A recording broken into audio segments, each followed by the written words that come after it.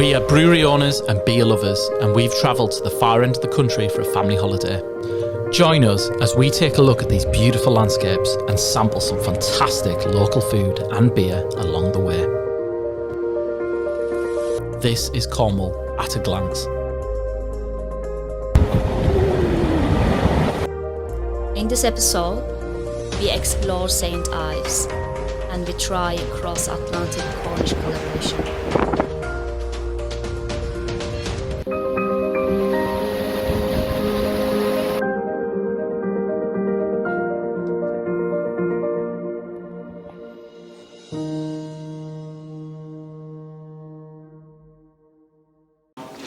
Hello and welcome back to the Fellowship of Beer. I'm Nick Smith, the Chief Beer Educator here at the Fellowship of Beer, and I'm joined by my lovely wife, Gulan Smith. Hello.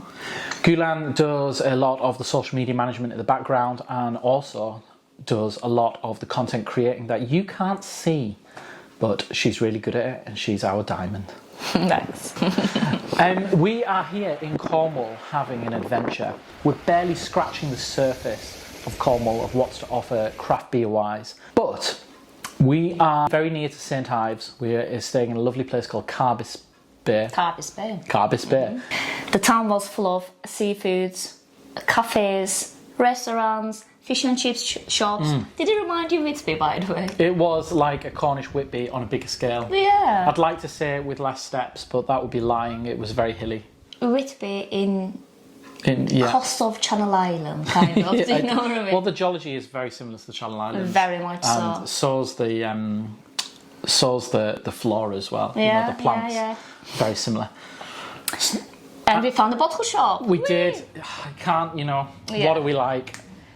So anything came there was a surprise for me, and Nick picked this can for us. It's a collaboration. This one is between Harbour Brewery, based in Cornwall here, and 21st Amendment yeah. Brewery. Do you know where that name comes from? Come on, tell us. So the 21st Amendment was it was the repealing the Act of Prohibition. So that's when Americans were allowed to drink. Right, and they're in California, aren't they? They're in California, yes, yeah. Okay, yeah. So the beer name is Castles in the Sky and brewed with prickly pear. Prickly pear, ooh, that's exciting. It is, because where I'm coming from, I'm from Turkey, and my parents have a summer house very south of Turkey, which I never come across this plant before. It's American. Yeah, it's an American desert plant, yeah. Yeah, and then last time we went to there about 6 years ago, it's like, what is this plant? With the very prickly fruits growing on it. Yes, picking them was painful. Yeah, you have to use gloves. And then my mum said, I know that. I've been doing some jam and doing some marmalades. All sorts of deliciousness. Been actually. And then the whole of the south of Turkey was just covered in these prickly pear plants. So I'm excited to try this one. I am really liking the label, by the way. There we go. And it's a cold IPA. So if Nick doesn't mind talking about cold IPA, I'm going to pour our beers. We've got a couple of videos about cold IPAs already, links below. And we've got a little blog post on our website. Oh, that's lively. I've probably been shaking it too much. So cold IPAs, it was Wayfinder Brewery. No! It's explosive. That got you then, didn't it? It did. It's not the most explosive beer I've seen, to be fair, to Harbour and 21st Amendment. Oh, what a beautiful colour. It is a beautiful colour. It's pouring pink. Okay, cold IPA you were talking about. Cold IPAs were invented essentially by Wayfinder Brewing Company. Wayfinder Brewing Company in America. They have the grist of a macro lager, highly hopped like a West Coast IPA, fermented with a lager yeast, but not lagered, so different than an IPL. So they were designed to be crisp and bitter and to showcase American West Coast hops.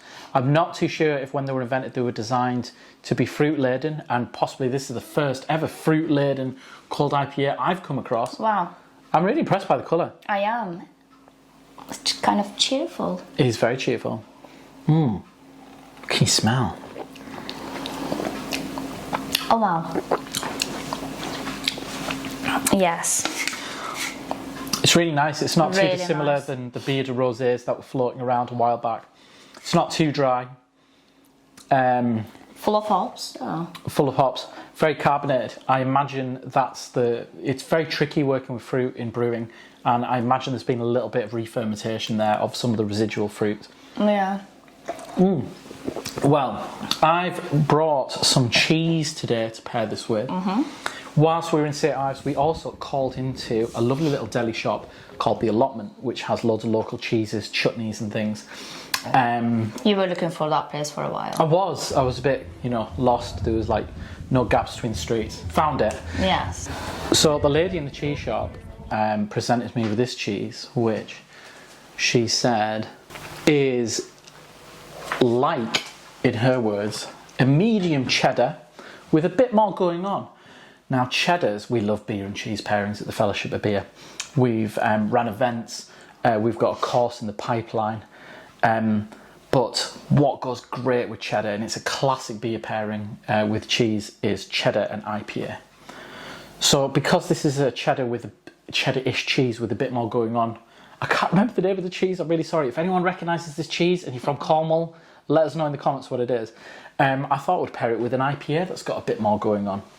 So let's have a go. So what's the orange bit around it then? I'm not sure. I assume it looks like two different kinds of cheeses that have been pressed into one form. It does look like being mixed up with another fruit, which I might be wrong, but smell like a bit fruity as well. Very creamy. It's very creamy, it's very mellow. It's almost got like a sheepy goat's cheese character to it, so it could be two kinds of cheese that are mixed together and pressed. I'm not sure. Not a cheese expert, I just love eating it. You can tell it's been aged for a while, and it's got a colourful rind. Yeah. So, what the hops should do in the IPA is they should bring out some of the perceived sweetness of this cheese. The bitterness of the hops should kind of cleanse the palate, ready to taste the cheese again. I know what you mean. What do you think? Works? It does work. Good. It does work. Right, so that is Harbour and 21st Amendment's cold IPA with prickly pear, served with a cheese that I will try and find the name and drop in the comments for you. Also, this is 6.8% by the way. Ooh, 6.8%. We should probably have put that in earlier. We're such amateurs. Yeah, never mind. Anyway, thanks for watching us. Thanks, Cornwall, for having us. And thanks for lovely beers and lovely food. Cheers, everyone, for watching. Subscribe for more and all of that malarkey. Cheers.